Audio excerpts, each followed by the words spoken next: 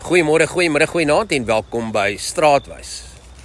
Nou ek het onlangs weer gedink aan 'n vraag wat ek in my boek Alles is Vrees vra.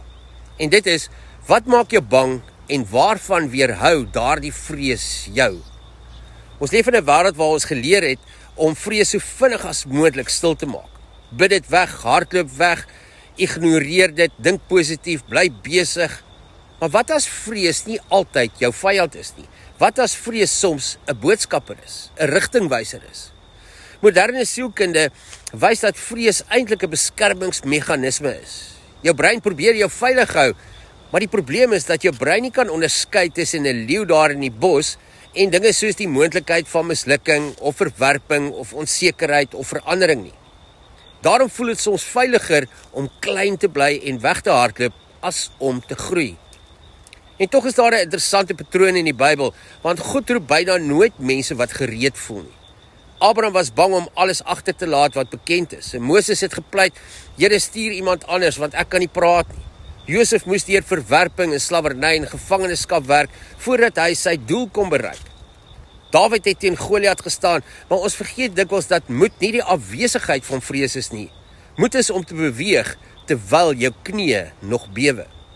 Selfs Jesus in Getsemane het gebid, Vader, as dit moontlik is, laat hierdie beker by my verbygaan. Daar was angs, daar was worsteling, maar daar was ook oorgawe. Dit is die pad.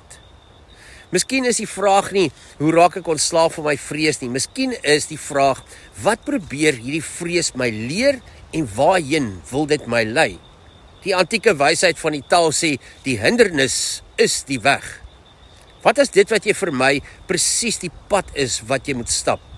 Die sielkundige Carl Jung het gesê, what you resist, persists. Met ander woorde, die dinge wat ons die hardste probeer vermy, hou dikwels die grootste mag oor ons. Maar wanneer ons dit in die oë kyk, begin die mag daarvan afneem. Dink daaraan, as jy bang is vir verwerping, dan weerhou dit jou dalk daarvan om lief te hê. As jy bang is om te misluk, weerhou dit jou dalk daarvan om jou droom te begin. As jy bang is vir kritiek, weerhou jy dit jou dalk daarvan om jou stem te gebruik. As jy bang is vir verandering, weerhou dit jou dalk daarvan om die lewe te leef waarvoor God jou dalk regtig bestem het. Moderne spiritualiteit praat dikwels daarvan dat jou grootste groei buite jou gemaksone lê. Nie omdat ongemak goed is nie, maar omdat transformasie selde plaasvind waar alles veilig en voorspelbaar is. Selfs 'n vlinder moet deur die stryd van 'n kokon gaan. As iemand die proses vir die vlinder makliker maak deur die kokon oop te sny, ontwikkel sy vlerke nooit sterk genoeg om te vlieg en sy doel te bereik nie. Dalk is sommige van jou vrese daar nie om jou te stop nie. Dalk is hulle daar om jou te wys waarheen jy op pad is, waar jy nog moet groei. Dalk is jou vrees vir kwesbaarheid 'n uitnodiging om werklik verbind te leef. Dalk is jou vrees vir verandering 'n uitnodiging om God meer te vertrou. Dalk is jou vrees vir mislukking 'n uitnodiging om te ontdek dat jou waarde nie in prestasie lê nie.